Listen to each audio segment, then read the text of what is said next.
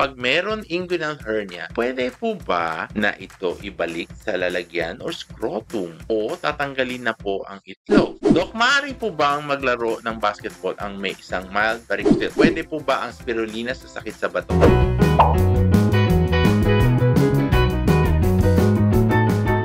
Hello mga ka-Twilight! Yan! Ako po ang inyong friendly urologist na si Dr. Joseph Lee.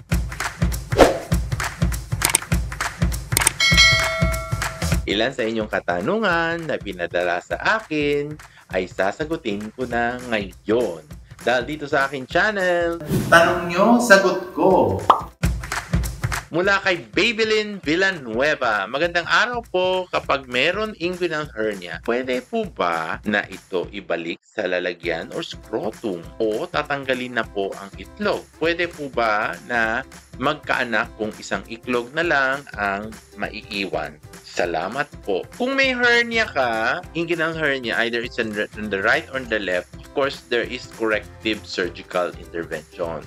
You call that herniorrhapy. Now, so ano ay ibabalik mo? Ibabalik mo yung parte ng bituka na umusli or nag-protrude, 'di ba, sa inguinal canal. That is the only part of the GI na ibinabalik mo. Now, with regards to yung sinasabi mo kanina, yung content na scrotum, unless na involved siya, kasi usually naman bumababa naman ng hernia papuntang scrotal area, so you have to lift the part of the segment of yung intestine, no? Basically, unless there is attachment, i-detach mo siya, no? But basically, most of the time, intestinal part ang binabalik natin. Tinatanggal ang itlog in the context na atrophic na siya, siguro.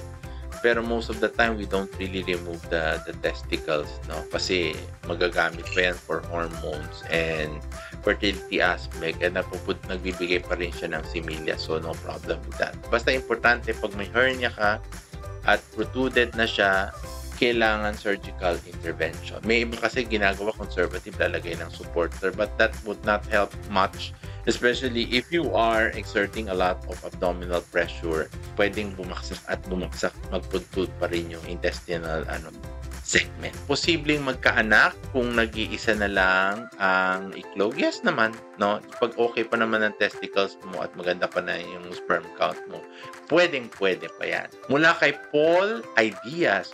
Siguro marami kang idea. Bigyan mo nga ako ng idea.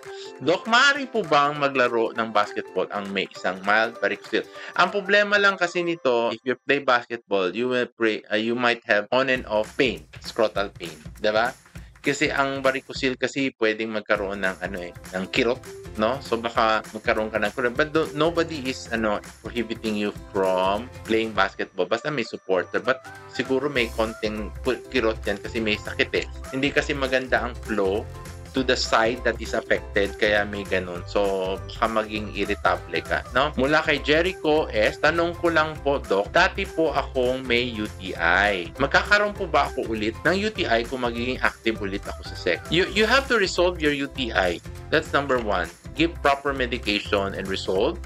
Do urine culture para makita negative ka. Now, pag hindi na-resolve yun at nagkaroon ka ng contact with your missus, baka magkaroon ng UTI rin yung missus mo, no? But if you talk about other infection like sexually transmitted, it's a different thing. It's a different ball game in itself. Kasi infection yan because infected yung tao. Hindi infected because of infection lang. But other than that, so may more gravitating yung yung infection niya. So iba-iba ang treatment, iba-iba ang management doon dyan. Mula kay Ronaldo Balyanes, pwede po ba ang spirulina sa sakit sa bato? Depende on ano ang sakit sa bato or kidney disease. Is it inflammatory? Is it renal cyst? Or kasi depende. Now, if you want to strengthen the kidney to improve, basically, pwede siya support, no? Now, yung sakit, kasi mahirap ako magsabi na super therapeutic siya, hindi naman siya therapeutic, support lang siya. So, kailangan makita natin kung anong sakit ng kidney mo, how it can help. Sabi ko nga, pag post kidney surgery or mga pwede siya makatulong at manatiling malakas yung ating pangangatawan. Yan ang sagot sa inyong mga katanungan. Huwag kalimutan mag-subscribe at click ang notification bell. Post your question in the comment box below. Dahil dito sa aking channel, tanong nyo, sagot ko. Muli ako po ang inyong Twilight-friendly urologist na si Dr. Joseph Lee, saying hello but never goodbye. Thank you for watching.